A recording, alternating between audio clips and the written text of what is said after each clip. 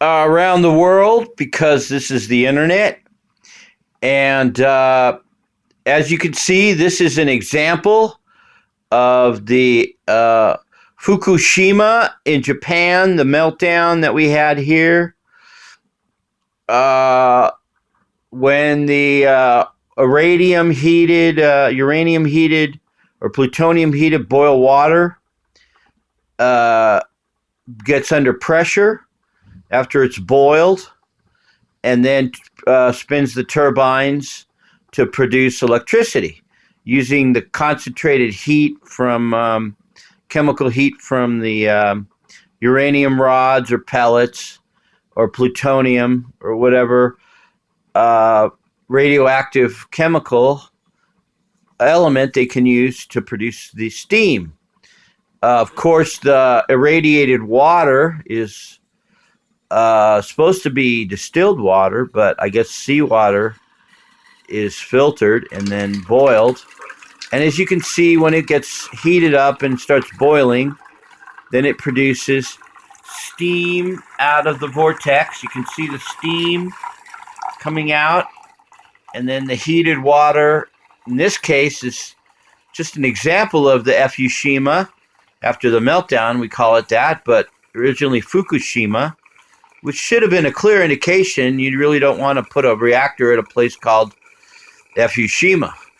But they did, and of course we sold them the equipment, and then the Japanese ran it until the earthquake caused a crack, and of course the irradiated steam, you can see the steam coming out of the vents, irradiated the people around the southern part of Japan, and for a radius of 100 miles or maybe a little further. And so you can see the dangers when the steam is stopped up. Now, this, of course, doesn't have any uranium or plutonium in it. It's just boiled distilled water.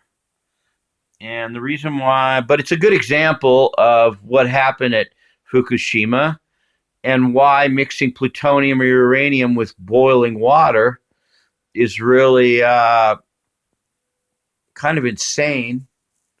I mean, it's a great way to make electricity, but you can't guarantee that it won't age or crack. And when it does, and the radiated steam comes out of the vent, then, of course, people start growing, third arms and eyes and radiation sickness, and they have to eat a lot of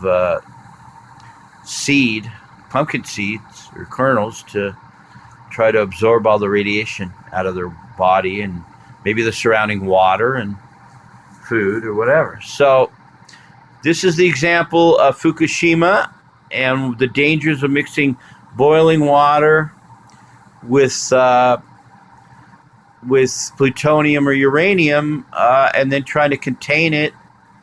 There's got to be a better reactor, maybe a slow reactor that doesn't use the boiling steam water, because once steam comes out of the vents, there's no way to contain it.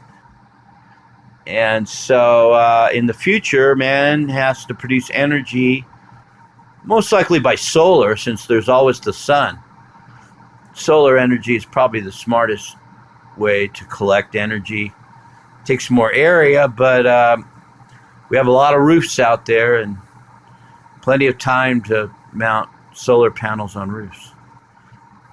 And wind power.